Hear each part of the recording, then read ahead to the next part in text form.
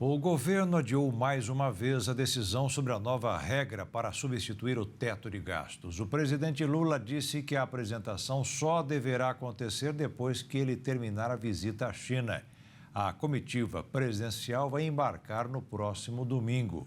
O presidente Lula disse que é preciso discutir o assunto um pouco mais e não é necessário ter pressa.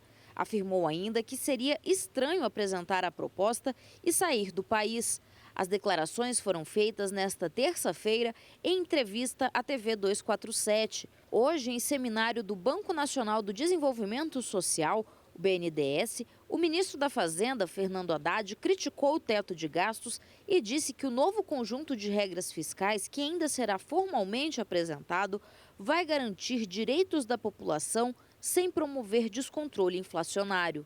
Nós podemos substituir por uma regra mais inteligente, mais flexível, uma regra que conduz o país para o desenvolvimento sem nenhum risco no que diz respeito a descontrole inflacionário, descontrole de trajetória de dívida, nada disso. O Brasil não precisa viver isso, mas que, ao mesmo tempo, descortine um horizonte que nos permita tratar com mais dignidade o cidadão brasileiro. Haddad também afirmou que a aprovação da nova regra fiscal junto com a reforma tributária garantirá desenvolvimento social e crescimento econômico. O que nós queremos achar, e não é uma tarefa simples, é a linha fina que permita ao governo honrar os seus compromissos de campanha, e, simultaneamente, oferecer ao Estado brasileiro, e não ao governo, mas ao Estado brasileiro, uma base fiscal sustentável para responder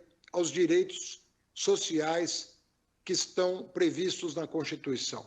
Ontem, o ministro da Fazenda, Fernando Haddad, se reuniu com o presidente da Câmara, Arthur Lira, e depois com o presidente do Senado, Rodrigo Pacheco, para buscar apoio para a tramitação e aprovação das novas regras fiscais. Um rascunho do que será a nova regra fiscal do país foi apresentado ao presidente Lula na última sexta-feira e não houve divulgação sobre o assunto.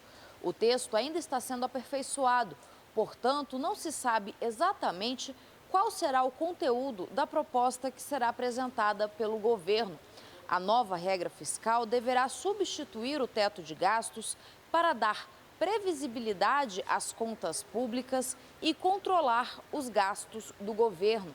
Mas enquanto o governo federal não apresenta o texto definitivo, parlamentares na Câmara dos Deputados se articulam para protagonizar a autoria da nova regra fiscal do país. O deputado Pedro Paulo, do PSD do Rio de Janeiro, apresentou uma nova proposta de regra fiscal, baseada no controle da dívida pública.